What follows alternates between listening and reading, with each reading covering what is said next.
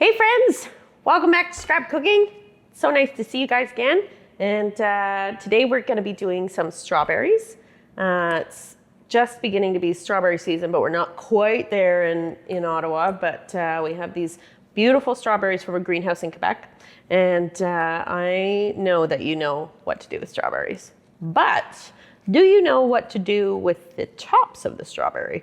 Because there's some goodness still left in it. And we're gonna make a little tasty vinegar that is this beautiful blush red, and it's so nice in a vinaigrette.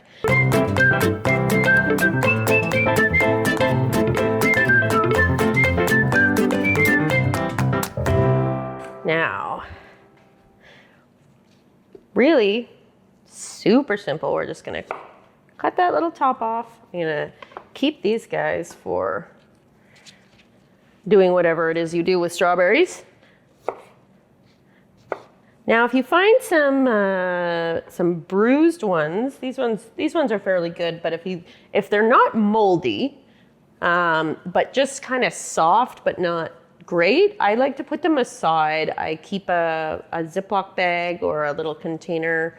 I prefer a bag, or it could be a silicone bag as well, in the freezer for like soft strawberries, not beautiful strawberries, the ones that are still good but just kind of got bashed up a bit. And I just keep them in the freezer, and then eventually I have a whole bag full of frozen strawberries, and then we can use them in smoothies or make a compote with them.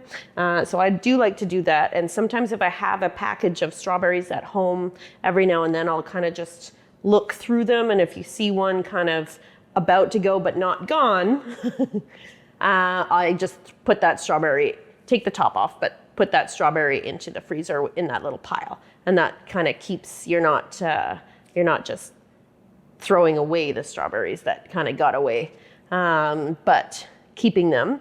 But yeah, so getting all my strawberry tops.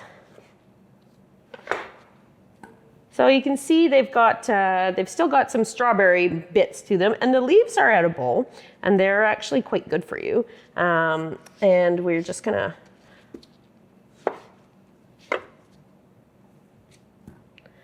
all we're gonna do is we're gonna put them in a pot with some oil, and by oil I mean vinegar. Vinegar, really nice with the strawberries is white balsamic vinegar. Could be balsamic vinegar, although that you won't get the color out of it, but you will get the flavor. And strawberries and balsamic are a pretty classic pairing. And then we're just gonna let them sort of infuse together, and then have this really beautiful colored vinegar. White wine vinegar works as well. Cider vinegar. It's a bit harsher in terms of, I find cider vinegar, I love it, but I find it a bit punchier in terms of acidity, even though it has the same level of acidity. There's just something about it that I find a bit stronger. It still works with the strawberries. I just find that the white wine vinegar or rice wine vinegar or white balsamic vinegar has a flavor profile that goes with it a bit nicer. But that's just me. You can use whatever. If you don't have any of the wine vinegars, no worries. You can use, like I said, the cider vinegar, but you could also use whatever vinegar that you've got at home. White vinegar works too. It's also just a bit stronger. So you just might need to add, if you were using it for a vinaigrette, you might just need to add a bit of sugar to it just to balance out that kind of vinegar pop. But now that we've got all of our strawberry tops, we're just gonna put them in this little pot here. And I'm gonna take probably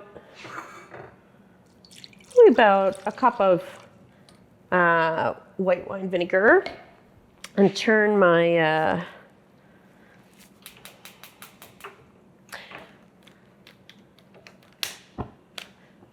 element on. And really what we're doing is we're just gonna bring it warm and just bring it up to a boil and then turn it off and then let it cool down in the vinegar is what we're gonna do. So On my gas stove, I'll turn it to high, but on a electric stove, I'd turn it to medium high. And we're gonna add a little chef pinch of salt.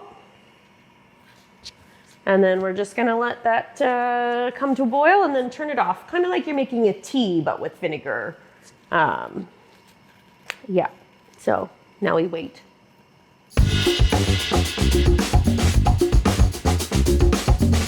All right, so we have reached boilage, and then we're actually just gonna turn it off. If you're using a gas stove, you can leave it on the element. If you're at home using an electric stove, I would put it on a different element because they retain the heat a lot longer than the gas elements. So, and then we just are gonna let it sit for about 20 minutes, kind of cool down, but also kind of steeping it and then the color leaches out and the flavor leaches out. And then after that, then we're gonna strain it. So we'll see you in 20 minutes.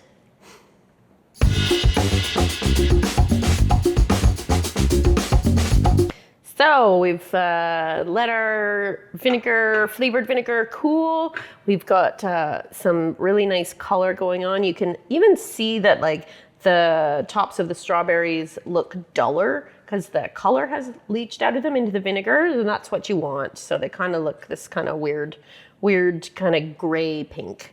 But the vinegar is this really beautiful, beautiful color. And we're just gonna strain it out. And just give it a tap. If you don't have a little strainer like this, don't worry about that. You can use a slotted spoon or even just a spoon, possibly bigger than this one. But you can just sort of hold them back while you're pouring. And then these guys can just go in the compost after we try to get as much as we can out of it. There we go. And then we have this gorgeous, gorgeous flavored vinegar. And it has that really lovely, like rosé color to it. And it just has this lovely flavor to it that I adore. And I will, in another episode, show you how to make a vinaigrette out of it. And then you can store this in any container that you want. It could be a glass bottle. It could be just a little deli container. But I like to cool anything, especially that's really hot, like boiling, like vinegars, all the way down before I put them into plastic, because I don't